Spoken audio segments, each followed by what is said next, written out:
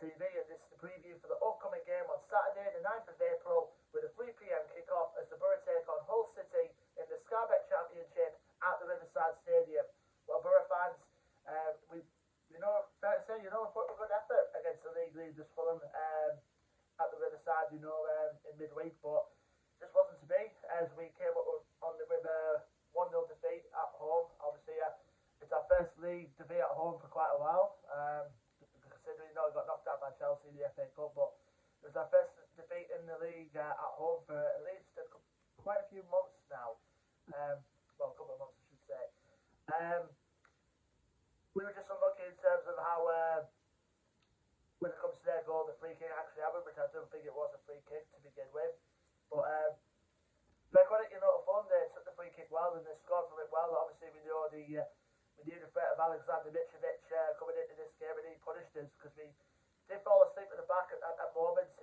He got on the end of it. Lumley had no chance, and that was the only goal of the game. I mean, there was poor defence in our part from Dale Fry and Matt Crooks, who Mitrovic got away from, but it wasn't what it was. But we did have a couple of chances to equalise, more notably Josh Corbin with a free header which he missed, and Duncan Watmore's late effort that blazed over the bar. But it is what it is. Fair credit to Fulham.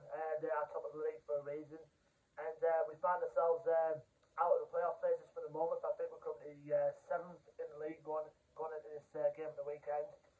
And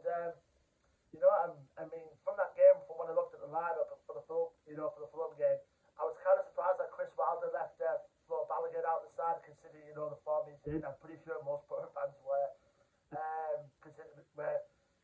excuse me, kind of like bemused, like should the word say, why Balogun was left out. Obviously, Isaiah Jones wasn't present for that game as well. He was a big miss against Fulham in midweek. He was out with illness, but Chris Wilder said in his press conference hopefully will have him. He'll be 100%, have him 100% for the game at the weekend. So we'll just need to see Isaiah back ASAP, especially in the last few games we have this season. But apart from that, obviously, Pierre will still yet to come back. I think he's about a couple of days away now, so hopefully, I think after this game, I think he'll be available. Hopefully by when we play Bournemouth, Pierre will be available then. Now we go on to our opponents, Hull City, who are a completely different team. Last time we played them, obviously, they've got a new change in ownership now. The Allen family has left the club, and they're replaced by some Turkish billionaire, I think. He does a lot of Turkish TV and all that, etc. And I'm not sure if he's like a TV mogul or a music mogul, but he's definitely along the lines of one of the richest people in Turkey who's took over the club.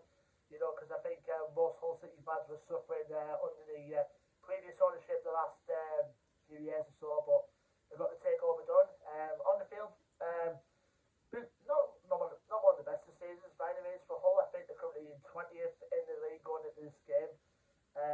Considering that's near enough towards like relegation, the relegation places. But I think when I looked at the table, I think Hull are probably mathematically safe at least for this season, so they have another season in the Championship next season. Their record going into this game is played 40, won 11, drawn 6 and lost 21.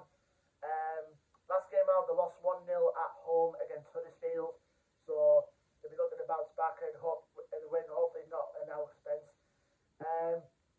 Last time we played them, obviously, they were under Grant McCann as their manager, but he's now since left the club since the new Turkish owners have come in, and he's been replaced by Shota Avaladze as their new manager. I think most of us will know him well from his playing days, particularly when he was at Rangers, former Georgia international player.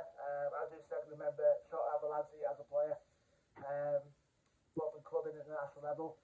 And he's got a good squad in there as well. I mean, Hull have got a few good players in there, but I think most notably to watch out for is going to be Keane Lewis Potter, who's Hull born and bred.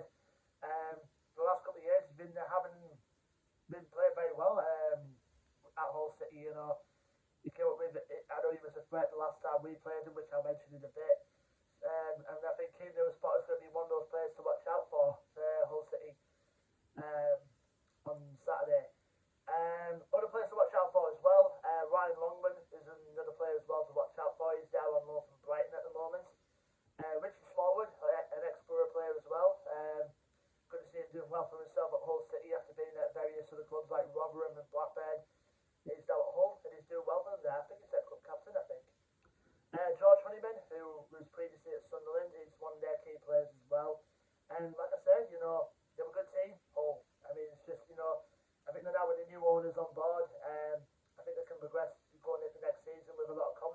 getting most of their fan base back after the last ownership, kind of like wrecked the club in some way, in some mysterious reason.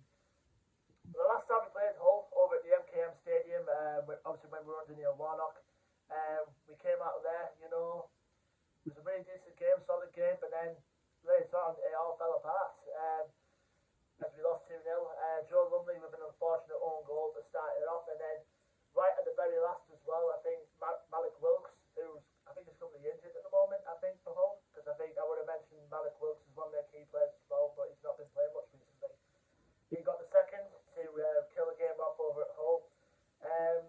Yeah, it's like we've got like 7 games left this season, and we've got a tough round of fixtures coming up after this during the Easter weekend as well.